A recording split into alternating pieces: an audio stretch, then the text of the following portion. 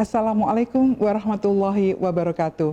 Pembelajar yang budiman, selamat datang di Massive Open Online Course MOOC dengan topik aspek-aspek hukum e-commerce bersama saya, Yani Purnawanti.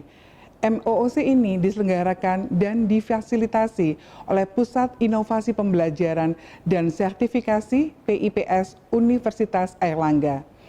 Pada kesempatan kali ini, kita akan membahas 4 poin berkenaan dengan aspek hukum e-commerce, yaitu perkembangan terkini dan prospek transaksi e-commerce, identifikasi e-commerce berdasarkan lingkup permasalahannya dan pendekatan lain dalam pengaturan transaksi e-commerce, skema, karakteristik dan pola transaksi e-commerce, dan manfaat tantangan dalam melaksanakan transaksi e-commerce. Pembelajar yang budiman, mari kita diskusikan perkembangan terkini dan prospek transaksi e-commerce.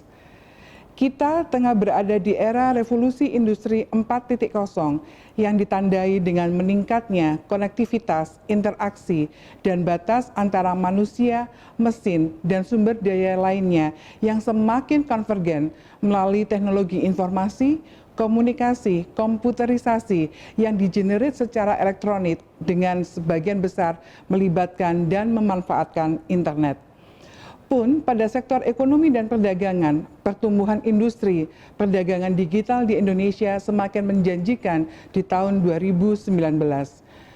Berdasarkan prediksi McKinsey Global Institute, pertumbuhan e-commerce di Indonesia meningkat 8 kali lipat dari total pembelanjaan online sebesar 8 miliar US dollar di tahun 2017 menjadi 55 miliar US dollar hingga 60 miliar US dollar di tahun 2020.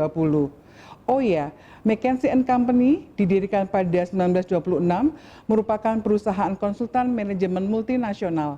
Perusahaan ini menjadi konsultan dari 80% perusahaan terbesar di dunia dan dianggap sebagai salah satu perusahaan manajemen konsultan paling terkemuka di dunia. McKinsey juga memprediksi penetrasi belanja online masyarakat Indonesia juga akan meningkat menjadi 83% dari total pengguna internet atau meningkat sekitar 9% dibandingkan penetrasi belanja online di tahun 2017. Ada beberapa hal yang menjadi sorotan di dunia perdagangan digital di Indonesia pada 2019 sebagai berikut. Pertama, transaksi melalui perangkat mobile meningkat. Indonesia merupakan negara mobile first di mana lebih dari 94% masyarakat terkoneksi mengakses internet melalui perangkat smartphone berdasarkan data Google dan Temasek. Rata-rata masyarakat menghabiskan 4 jam untuk mengakses internet melalui perangkat mobile.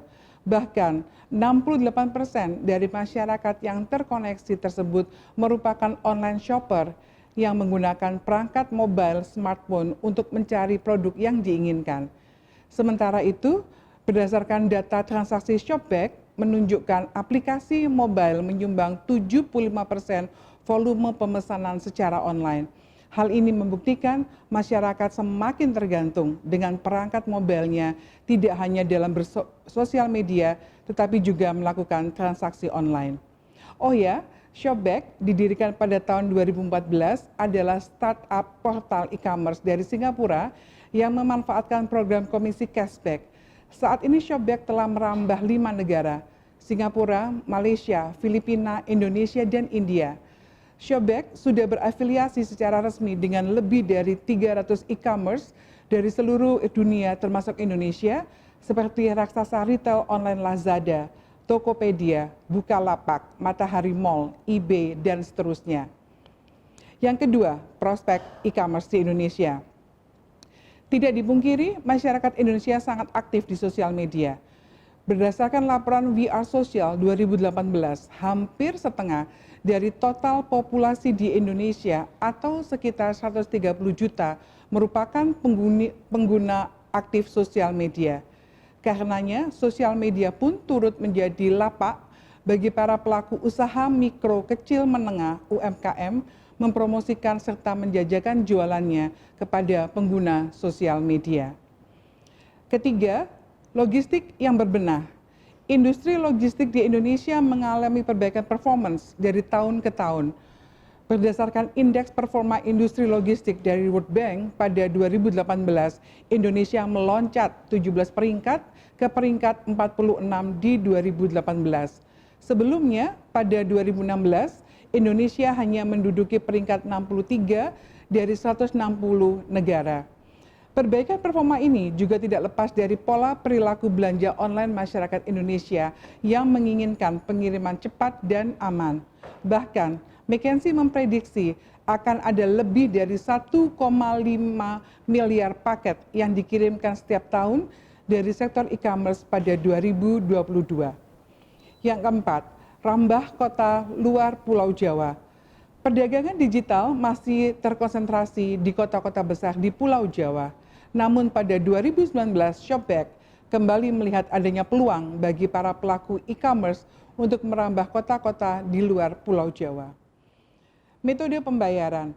Pertumbuhan pembayaran digital atau e-wallet pada 2018 menunjukkan hal yang positif. Hal ini menjadikan sektor ini menjadi industri yang cukup menjanjikan di Indonesia. Hal ini membuat akan banyak bermunculan perusahaan-perusahaan rintisan yang bergerak di bidang digital payment atau financial technology, fintech, di tahun 2019. 6. Cashback ke e-wallet mitra. Potongan harga serta cashback masih menjadi alat promosi yang disukai masyarakat Indonesia. Pada 2019, diprediksi akan banyak platform e-commerce yang menawarkan cashback pada penggunanya.